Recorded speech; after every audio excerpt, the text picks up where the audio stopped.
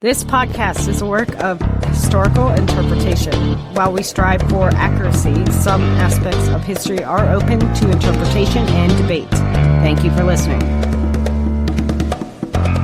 On May 31st, 1985, the quiet borough of Albion, Pennsylvania was forever changed.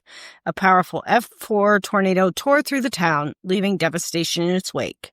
As we approach the 40th anniversary of this tragic event, we delve into the stories, reports, and memories that have endured. This is Time Tellers, and our episode today is The Day Albion Stood Still, remembering the 1985 tornado. I am Renee, and next to me is Dan. Hi. Who was here when... No, just kidding. Well, you were alive. I didn't live around here. It's true. I just meant here on Earth. So were you. Yeah, but I was in Texas. Doesn't count. At least I was in the U.S. Yeah, funny.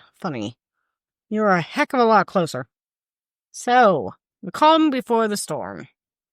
Albion!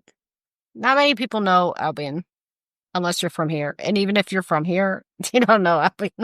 Oh, I thought we were talking about King Arthur. What? Albion. What? That's where King Arthur was actually from? No. Yeah. Okay. I don't know much about myths. Yeah, King Arthur's from Albion. That's the name of the place where he's from. Got it. Okay. Yeah, that's probably why they named the town that. Or who knows, Because Edinburgh was, named after Edinburgh, Scotland, True. Edinburgh definitely is named after, yeah. Yeah, so who knows? It might even be connected there. Maybe. I love how I wrote this. Albion, nestled in Erie County, was a typical small town in the 1980s. It is still a small town. Is it even called a town? I don't know. Do they even have anything left? In 1985, Albion, Pennsylvania was the small, close-knit borough in Erie County with approximately 1,600 residents. I forgot to see how many live there now, but it probably isn't much more. It might be, but... Yeah. The city was primarily residential with modest single-family homes, small businesses, and a strong sense of community shaped by generations of families who had lived there. That's still right around 1,600. Oh, okay. 1,516 in 2010. Okay. The local economy was primarily supported by agriculture, light industry, and service jobs. Typical of many the rural prisons towns. are a big thing. Yeah, the prison. Yeah. That's the main employer, I would assume. Yeah. It is. Most residents relied on local news and radio for weather updates. And tornado preparedness was not commonly emphasized as the region was not historically known for frequent or severe tornado activity. I grew up in what was the Miami Valley, and although we didn't get hit very often, that usually hit Xenia because we were in a valley. We still did get a lot of severe weather in association with the tornadoes. And we would have the sirens go off, and I, for one, would hide in the basements with all our pets while my parents would go on the front porch to watch. So they were the smart ones. Yeah. We had a basement that had a bathroom, and I would go hide in there. Yeah. With our pets. Don't know where my younger sister was, but that's fine. Well, the pets are more important. Yeah, obviously. Anyways, this made the F4 tornado that struck Albion on May 31st, 1985, shocking both in its unexpected violence and in the devastation it wrought on a community unaccustomed to such disaster. Meteorological conditions on May 31st were ripe for severe weather. A potent combination of warm, moist air and approaching cold front set the stage for a series of tornadoes across the region. The National Weather Service had issued warnings, but the sheer intensity of the storms that day caught many off guard. And by the region, I don't mean just like Albion. Oh, yeah, it was this whole part of the country. Yeah, this was a whole thing. It's just Albion didn't expect to get hit as a part of this thing. At approximately 5:05 p.m., a vigilant state trooper stationed near Pennside observed a menacing funnel cloud, not cown or crown or cow. Cow? A menacing cow. Maybe.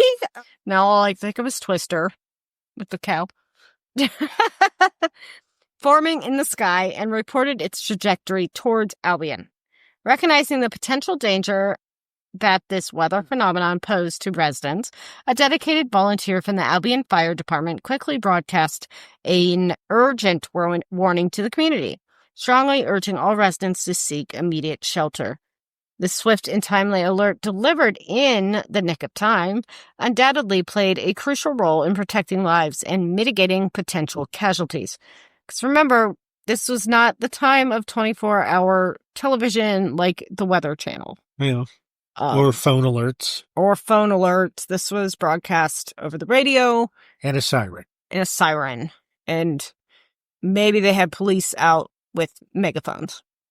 Well, assuming they would have enough time, but that's not very, right. At least that one guy. Yeah. Because this is a very rural area. Very, not... I mean, it's one of those towns, I think, where you can blink and miss it.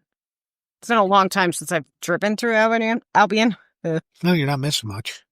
But I think it's more than one stoplight, but it's very spread out.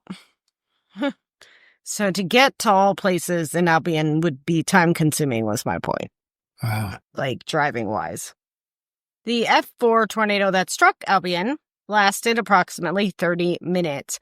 That's not necessarily in Albion itself, because that'd be a really long time for a tornado. No, just slowly wherever it started. It's just I'll take out this house, I'll take out that house. Well, wait, there's a Dollar General over there. No. But it formed around 4:45 near the village of Penside in Crawford County and traveled northeast into Erie County, which to me seems like a very strange direction. Northeast instead of... No, I guess that's not that it's bad. just going... Yeah, I had it flip-flopped in my head. I was thinking it was going northwest. And I'm like, that's weird. But northeast actually makes sense. They go along the lake and... Yeah. Hitting Albion directly at 5:05. So about 20 minutes later, the tornado continued its destructive path until about 5:15. So in the Albion area for about 10 minutes, which is still, traveling that whole time.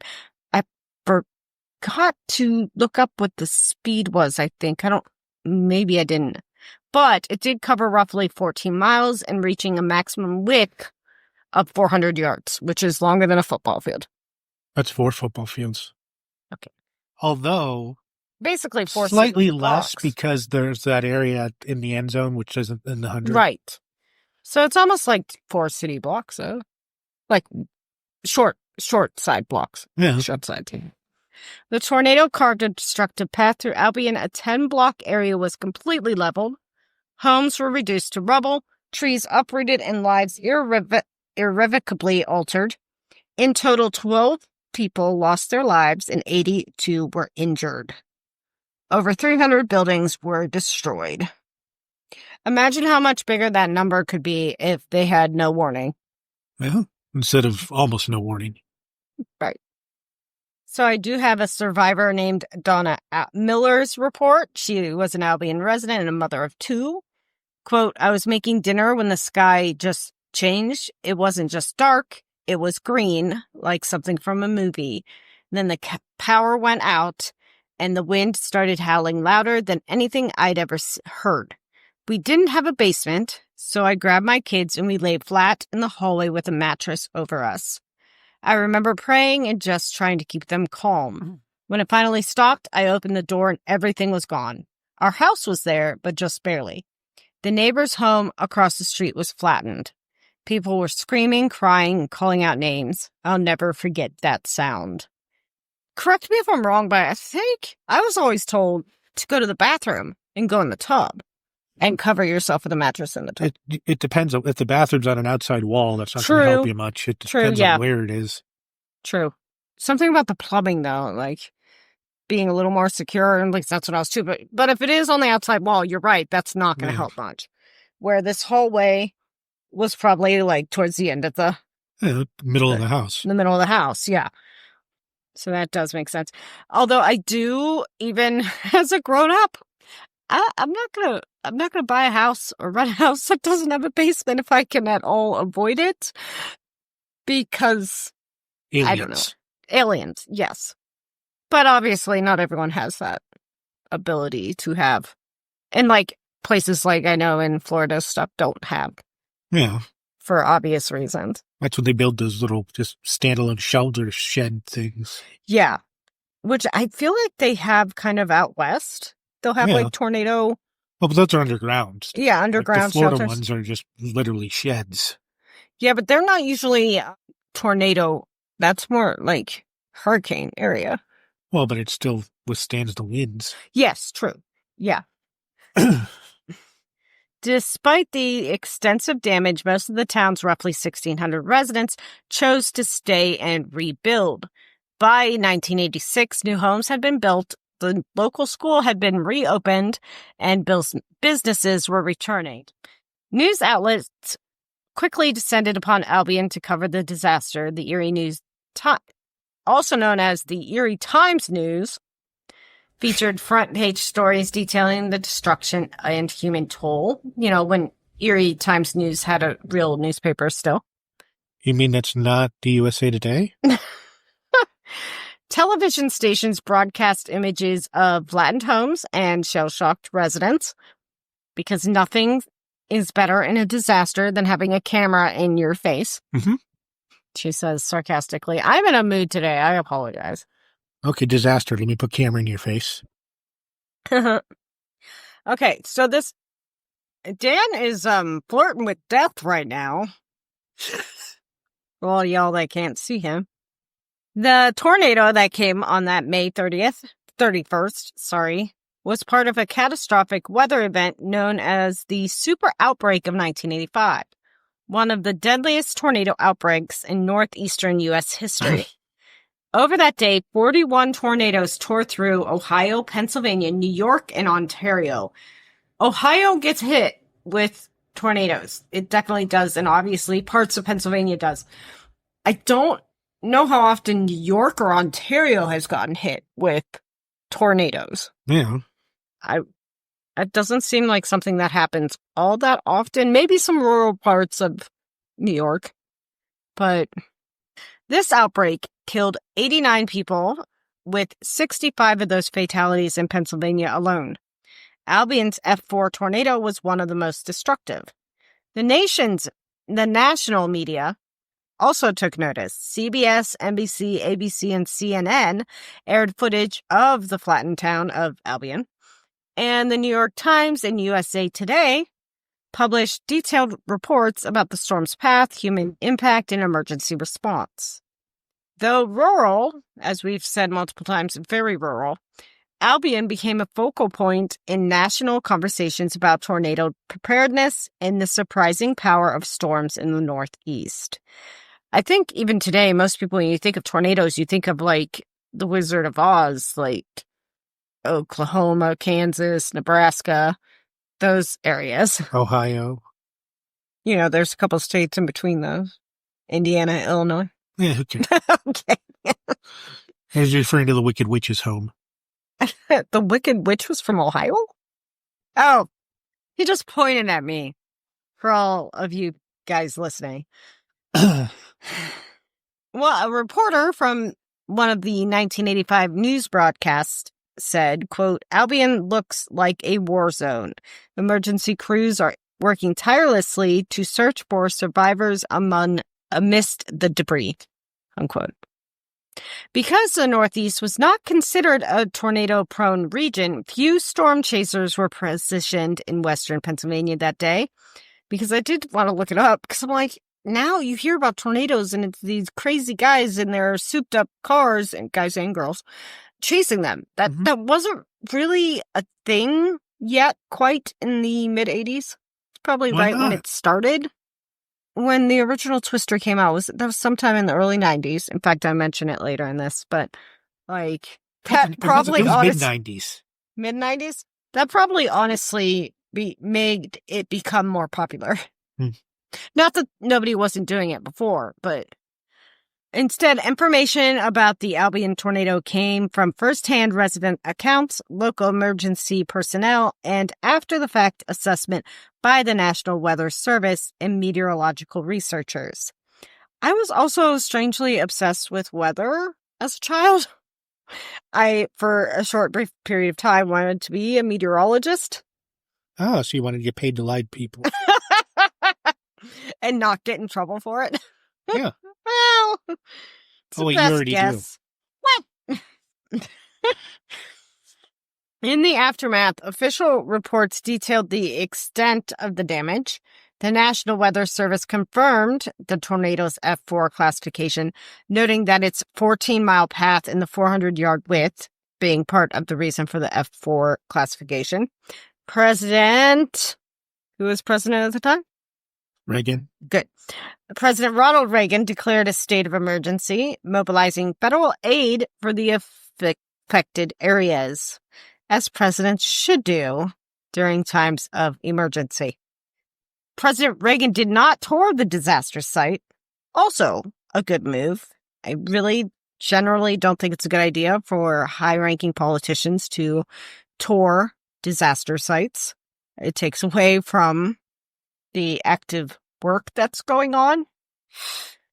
I mean, come in a couple days later or whatever, That's one thing. Making sure, obviously, that anything that's being done from behind the scenes, yes. Getting funding there, getting the other people there, absolutely. You mean don't use it as just a photo op? Right. Got it. Yeah. President, sorry, that word is actually Pennsylvania. Pennsylvania Governor Dick Thornburgh visited the affected area. I'm not sure when. He might not have shown up that day of either, because it wasn't just Albion, but he did go to Albion to help assess the damage firsthand and coordinate state-level relief efforts. Again, he's at least coordinating, like, president's not necessarily coordinating things. He's just like, hey, do you need anything? Yeah. Here's some money. Unless, of course, they're sending, like, National Guard and stuff. But even then, the president's not coordinating, like, hands-on. Yeah. He's going to leave that up to the people on the ground, I would assume. But President Reagan did have this to say. Our hearts go out to the victims of this tragedy. We will provide all necessary assistance to help these communities rebuild. And President Reagan his nickname was known as the Great Communicator. That's just because he was an actor. Yeah, well, he was a good actor, from what I understand. And he was good at speaking, which really helps a politician, whether you like Reagan or not. Like, you have to be a good speaker to be a politician. It really helps. And that was his main contribution to World War II, too. He served, but he never fought in combat. Because he did the propaganda films. Yeah. Like, even during World War II. Presidents at War is actually a really good, like, 3-part miniseries about presidents, like Bush, Reagan, Kennedy, I almost said Lincoln, but hello, Johnson, and Carter is in there. Maybe even Ford, I'm trying to think. But they talk about their service during World War II. Anyways, I'm getting off track. No, it would be a good idea for us to do sometime. What? Video reviews of some of those old propaganda films. Oh. In the years since, Albion has rebuilt, but the scars of the day remain. Memorials honor the lives lost, and the annual commemorations remind of nature's power. Advancement in meteorology and emergency response protocols have been implemented to prevent such tragedies in the future. If not necessarily prevent, because there's not much you can do to prevent tornadoes, as far as I know, but help prepare and survive them. Since 1985, meteorological technology has advanced dramatically, improving tornado detection and warning systems. Doppler radar, which was still being introduced in the mid-1980s, is now widely used and can detect rotation in storms before a tornado forms, giving earlier and more accurate warnings. Satellite imagery has become far more detailed and frequent, and computer models can now simulate severe weather with high resolution. Additionally, the rise of mobile technology and emergency alert systems allow warnings to be delivered instantly via smartphone, TVs, and radio. These innovations have significantly increased lead times and saved countless lives by improving public preparedness and response. Especially with smartphones. Like, those have got to be helpful in one of the cases where cell phones are useful. and productive and have, like, helped Was society. there any kind of an alert system tied into pagers? No, pagers were a thing in the 80s. Yeah, you are correct. I just didn't know if they had any kind of emergency broadcast thing tied in with those. That's a good question. That probably came before the cell phones, though. Well, like I know. That's why I like, was wondering. We probably did at some point, whether or not, I don't think they probably had them in 1985, but especially how many people in Albion in 1985 had pagers? True, but they did have cell phones then, too. 85? Didn't they have the suitcase phones in the 80s? Maybe, like in New York or something. I mean, I think they existed. Yeah. A meteorologist quote here real quick. The 1985 outbreak was a wake-up call. It significantly improved our warning systems and public awareness campaigns. To comprehend the magnitude of the Albion tornado, it's essential to understand how tornadoes form. Tornadoes are rapidly rotating air columns extending from a thunderstorm to the ground. They don't necessarily have to be from a thunderstorm. True. Absolutely. It's like more like, I get, like, sometimes the weather is just special. And it's like warm, like it could rain, but it doesn't. And I've definitely called it tornado weather. Not that it's actually turned into it, but it's special. They form when warm, moist air meets cold, dry air, creating instability in the atmosphere. And I don't believe it's a funnel cloud until it touches ground, and then it's a tornado, if I recall correctly. Something like that. An expert opinion here, expert explanation. When these air masses collide, they can create a supercell, a powerful thunderstorm with a rotating updraft. If conditions are right, this rotation can intensify and extend downward, forming a tornado. The Fujita scale, developed by Dr. Tetsuya Fujita, classifies tornadoes based on their wind speed and damage potential, ranging from an F0, the weakest, to F5, the strongest. An F4 tornado, like the one that struck Albion, has wind speeds between 207 and 260 miles per hour. Well, if it's more than that, does it really matter what it's called? Well, then it's an F5. But I mean, even at that level, does it really matter? I know how level. Okay. Is capable of devastating damage, too. Really? 200 miles per hour winds could cause damage? They don't actually use the Fujita scale anymore. It's retired. But they do have a new enhanced Fujita scale, which I don't necessarily know many details about that specifically. And now it's just, like, literally, instead of an F4, it's an EF4. Instead of an F4, like Fujita 4, it's an EF, enhanced Fujita scale. I don't know. I think there's more details that go into what qualifies each level, but, yeah. Like maybe predicted duration and speed on the ground. Yeah, it's just, like if it's slower on the ground, it's going to cause more damage. Yeah, because it's not rough.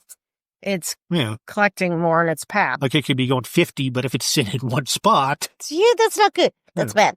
It's very, very bad. It is? How bad? Well, the damage from an F4 tornado is devastating. Large debris or cows in the, twister can become flying missiles. Structures with weak foundations will be blown away. Fast food? Mm-hmm. Flying burgers? Yeah, I would like mine cooked a little, though. It'll hit a power line on the way.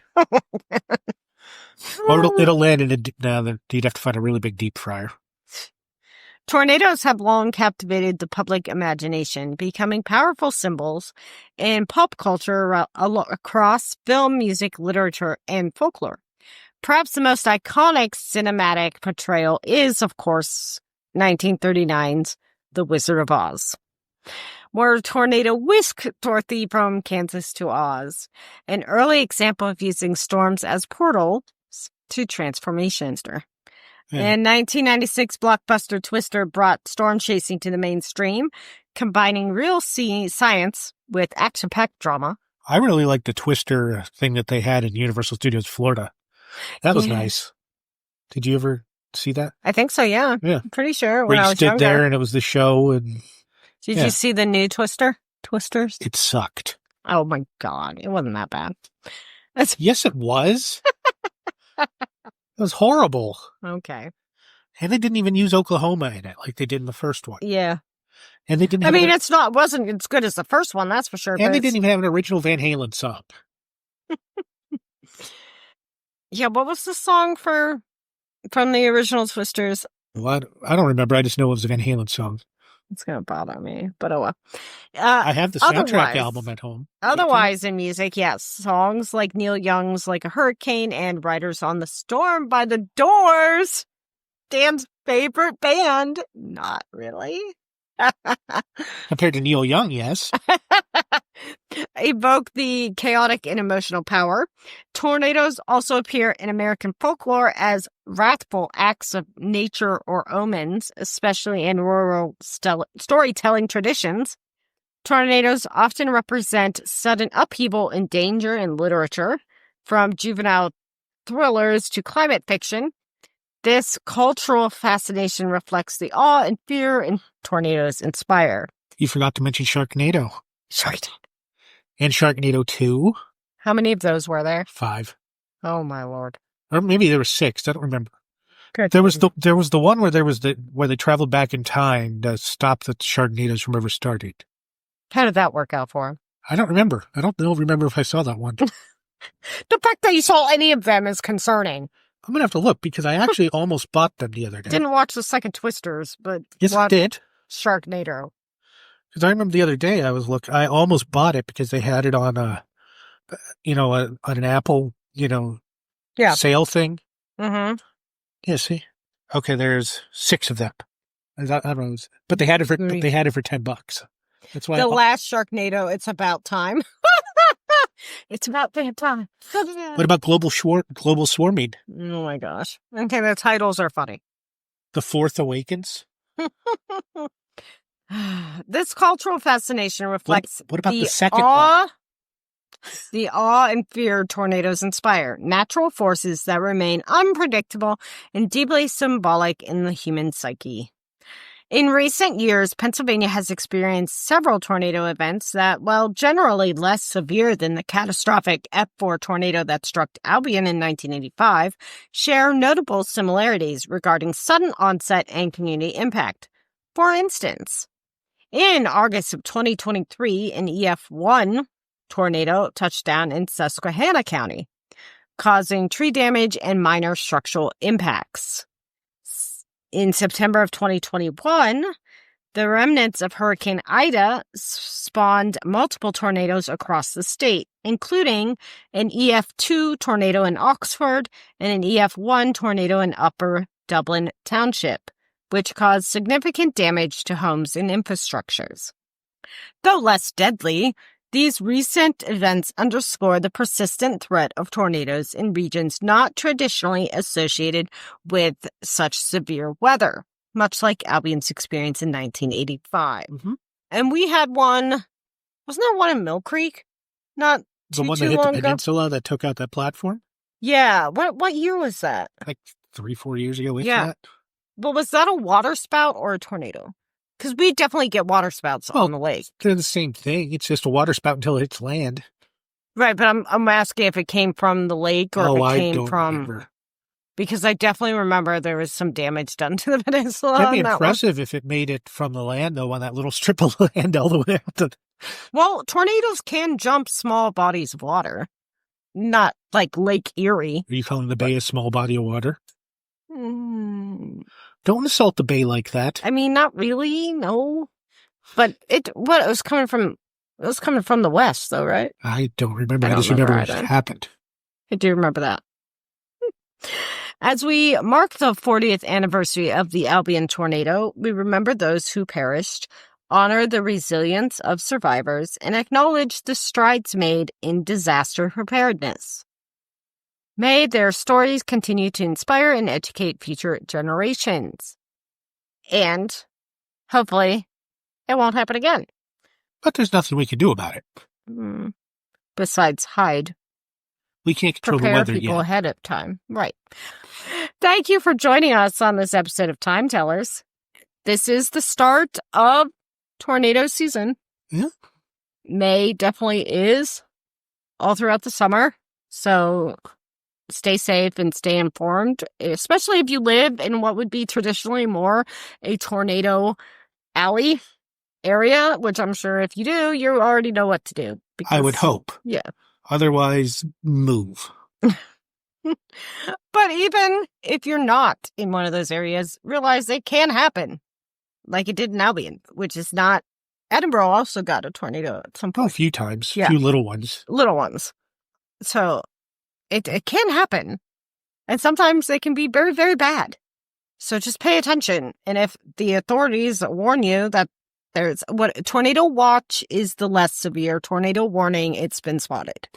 If I remember correctly. No, the warning just means there's rotation. It doesn't mean anything. Well, yeah, it hasn't hit the ground, but watch means the conditions are right. Warning means there's circulation, because by the time it hits the ground, it might be too late. Yeah. I think when we don't have sirens here in Erie. We don't? No. Oh. But like Girard does. Well, I know Harbor Creek does. Yeah, but the city of Erie doesn't, as far as I know. Huh. I've been here for 20 years. I've never heard tornado sirens, even just practice. Because if you have them, you're going to have to run a test occasionally to make sure they're still working. I have one in my house. Does that count? Of course you do. What? You have a tornado siren in your house? I have one of those weather radios that goes off when there's one of those, okay. Close enough, Yeah. You're like, listen to those. Worst case, you go hide in a bathroom or a basement for an hour. Like, it's not the end of the world. And you have a phone, most likely. Yeah. However else you're listening to this, that will warn you. Yeah. So just listen to it, though. Like, don't be dumb. And if it happens to be here, maybe we'll even go live and tell you. Because, it's just one button to go live, and then we can just say, yeah, there's a tornado. Yep. Go seek shelter. Oh, crap, my roof's gone. What? So, anyways, I'm just being goofy now. It's because you had some caffeine. I had some caffeine. Thank you for listening to this episode. We hope you enjoyed it. And if you happen to live through the Albion tornado of 1985 or any tornado, give us a holler. Let us know what your experience was. Because I've never actually lived through one. I've lived through like ones nearby, but not, be affected by it. So, anything else to add, Dan? No. Okay. Well, we will talk to y'all later. Have a great and wonderful day. Bye.